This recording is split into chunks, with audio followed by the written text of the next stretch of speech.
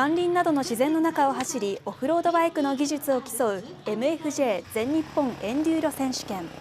その第3戦が日高町で昨日から2日間の日程で行われています。昨日の大雨の影響で2日目の選手権は予定のコースよりも短いコースで競技を行うということです。全国からライダーが集結し、海外からも2名参加しています。会場は日高国際スキー場のほか、急な斜面や険しい山道などで参加者たちは巧みにバイクで走り順位を競っています。